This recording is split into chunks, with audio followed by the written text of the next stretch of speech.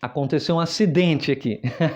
Mas, se cada um de nós, voltando ao assunto que eu estava falando, se cada um de nós quiséssemos ter 3 carros e possivelmente 90% das pessoas que dirigem gostaria de ter 3 carros, um para a esposa, um para ele, um para o filho dele, para ninguém precisar de ficar tomando tempo um do outro, será que o planeta Terra aguentaria, comportaria em matéria-prima para nos fornecer isso? Isso eu estou dizendo de um elemento da vida do cotidiano. Eu poderia colocar livro, eu poderia colocar móveis, eu poderia colocar uma série de outros produtos que se esgotariam, e se nós fôssemos atender aos nossos desejos, nós acabaríamos com o planeta Terra, certo? Então, o que o Freud está dizendo é o seguinte: existe no ser humano um desejo infindável, um desejo de plenitude, que é o desejo do parto, né? É o desejo de voltar para o útero, é o desejo de voltar para aquilo que nós tínhamos e éramos totalmente abrigados, sem precisar de pensar a respeito da vida humana. A natureza freudiana, ela me parece uma natureza que também tem uma tendência ao mal.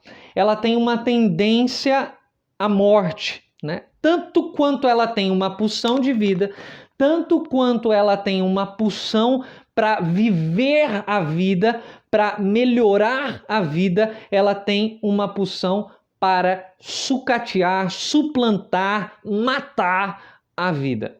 Aí você pode me dizer nesse momento: Daniel, mas por que você diz isso? Porque a todos os instantes, no mal-estar da civilização, o Freud vai dizer: olha só, o mal-estar é causado porque existe desejo infinito dentro de mim, mas a sociedade vem e castra esse desejo.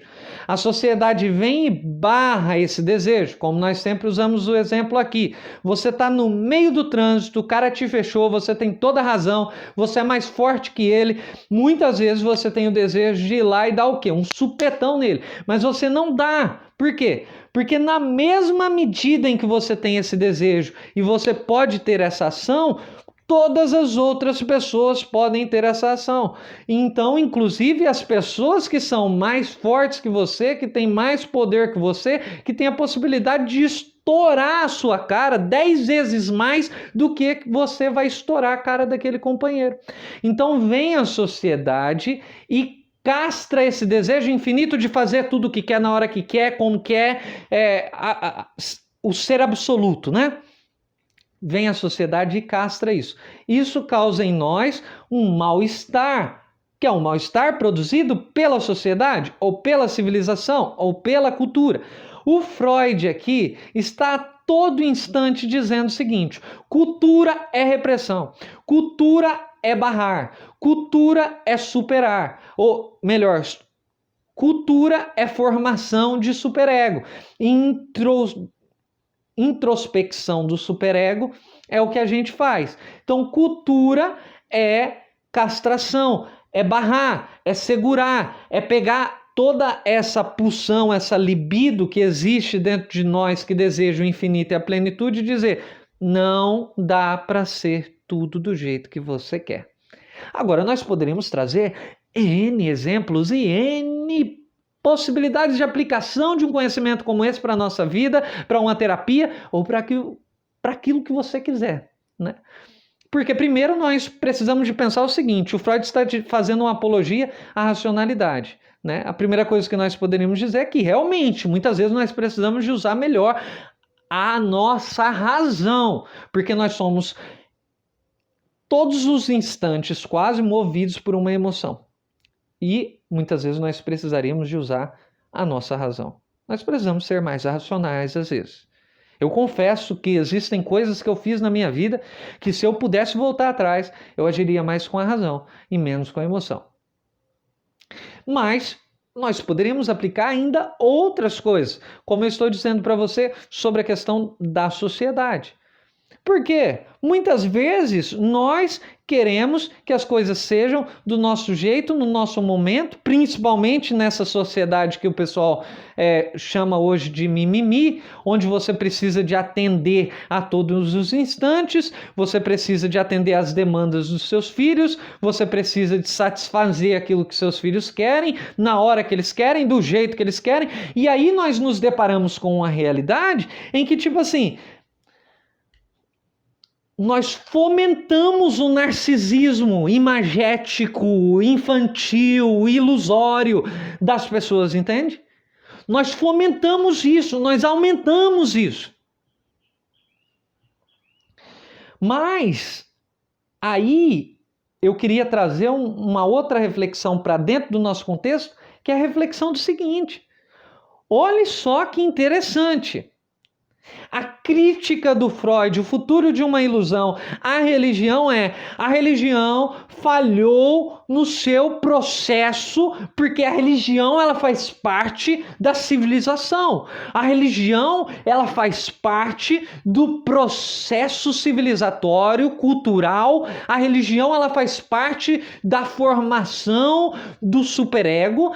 A religião ela serve ou ela deveria servir como o pai no Totem e Tabu. Ela tem que servir de alguma forma como lei, ela tem que servir como ordem, ela tem que servir como, de certa forma, barreira aos instintos libidinais, pulsionais que existe dentro do ser humano que quer sair, ou o que nós muitas vezes chamamos desse id, né? Dessa crueza da natureza humana.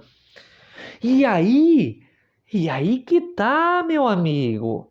E aí que tá, porque hoje nós vivemos um momento onde o que se aparece de religião na televisão, na mídia brasileira, é um tipo de religião que não confronta ninguém, que não confronta instinto, que não confronta desejo, que não confronta libido, que não confronta pulsão. Ao contrário disso, nós encontramos um tipo de religião que fomenta um narcisismo imagético ilusório, porque as pessoas vão à igreja simplesmente para terem as suas demandas atendidas. Então as igrejas hoje que enchem, as religiões que enchem, primeiro, é a religião que fala aquilo que eu quero ouvir. Segundo, é a religião que possibilita aquilo que eu quero ter. Então se você não tem saúde, você vai para receber saúde. Se você não tem um carro, uma casa, não tem uma vida financeira muito boa,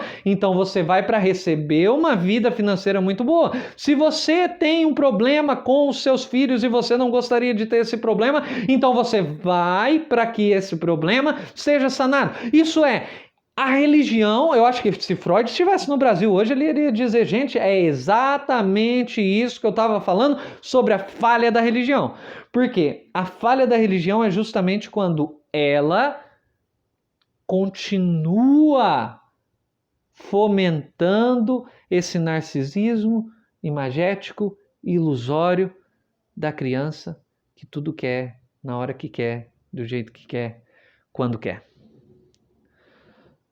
Mas há um terceiro elemento aí. Eu falei sobre 2 até agora. Poderia falar sobre N elementos, mas eu vou falar sobre 3. Primeiro elemento eu falei sobre uma crença na racionalidade. Freud, evidentemente, é um autor apologeta da razão. O segundo elemento que eu disse para vocês aqui, agora, foi sobre a natureza de Freud. A natureza humana em Freud. Que ela é desejante e que ela tem, evidentemente, uma pulsão muito forte à morte, à destruição. Mas há um terceiro elemento, que é por que nós criamos as religiões. Afinal de contas, o que é que faz com que pessoas entrem em templos? Afinal de contas, o que é que faz que as pessoas entrem em terreiros? Afinal de contas, o que é que no mundo inteiro faz com que pessoas busquem, de alguma forma, cultivar a sua espiritualidade? O Freud vai dizer: as pessoas, nós, o ser humano, criou a religião para dar conta do nosso desamparo diante da crueldade da vida. Que legal! Isso é uma sacada genial que ele tem, gente. Eu não sei se vocês conseguem compreender a dimensão e a profundidade que isso tem. Porque o Freud está dizendo justamente para nós o seguinte. Gente, eu quero dizer para vocês que nós olhamos para a majestade do mar, para o poderio do sol. Nós olhamos para os vulcões, nós olhamos para as enchentes, nós olhamos para as bestas feras que nos acometem selvagemmente na floresta.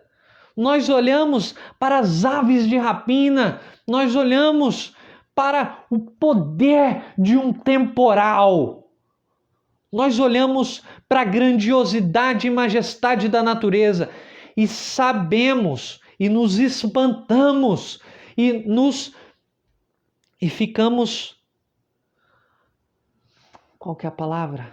Ficamos perplexos diante dessa grandiosidade. E tomamos uma consciência. Eu estou suando aqui porque eu estou realmente me sentindo que eu estou dando uma aula, né? Geralmente faço vídeo bem mais calmo, bem mais tranquilo, mas hoje eu estou com um ânimo de dar uma aula, né? E assim é que eu gostaria, algum dia, né? Eu vou estar dentro de uma sala de aula lecionando, e é desse jeito que eu quero viver a minha vida, dando aula com esse ímpeto, com essa animosidade, com esse desejo, né? E aí nós nos deparamos com a realidade que nós não temos controle sobre a vida. E aí a natureza vem e termina de acachapar isso, termina de detonar isso, termina de jogar isso completamente na nossa cara diante da morte. Então nós temos a convicção, olhando para a crueldade do mundo, ou melhor, para a grandiosidade do mundo diante de nós, nós olhamos para isso e ficamos perplexos e ganhamos uma carteira escrita e que todos os dias nessa carteira, quando nós acordarmos, nós teremos que ler essa realidade que nós não temos o controle sobre a vida.